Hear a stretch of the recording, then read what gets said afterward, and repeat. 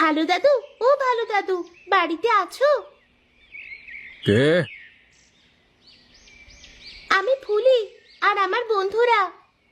ও, তোরা? তা কি মনে করে?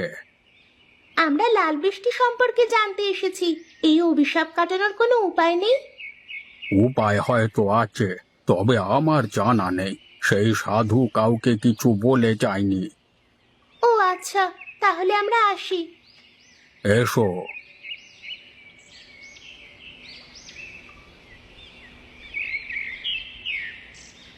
ফুলি, ফুলিমা, বাড়িতে আছো?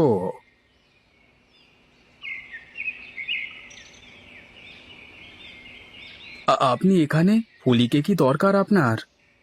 তেমন কিছু না। বাড়িতে নেই ফুলি? না, বন্ধুদের সাথে খেলতে চলে গেছে। বাসায় ফিরবে কখন? জানি না। আচ্ছা, আমি আসি, হ্যাঁ।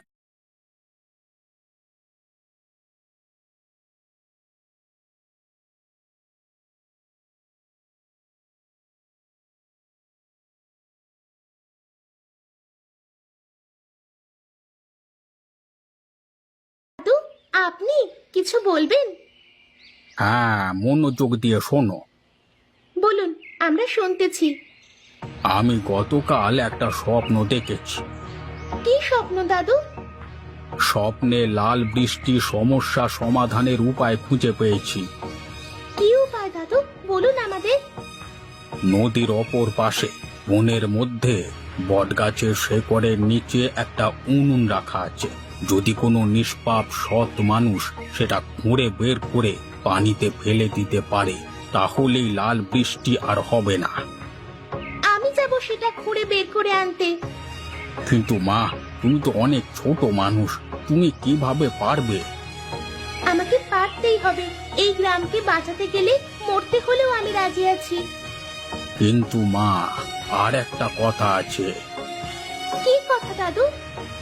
স্বপ্নে সাধু বাবা বলেছেন, যে গাছের নিচ থেকে মাটির উনুন খুঁড়ে বের করবে সে মারা যাবে। অসুবিধা নেই, আমার জীবনের বিনিময়ে যদি গ্রামের মানুষদের জীবন রক্ষা হয় তাহলে আমি জীবন দিতেও প্রস্তুত। তুই ভেবে বলছিস তো? হ্যাঁ রে। তুই আমাদের ছেড়ে চলে যাবি? আমার গ্রামে আমার মতো আর কোনো শিশু মায়ের জীবন হারাক, তা আমি চাই না।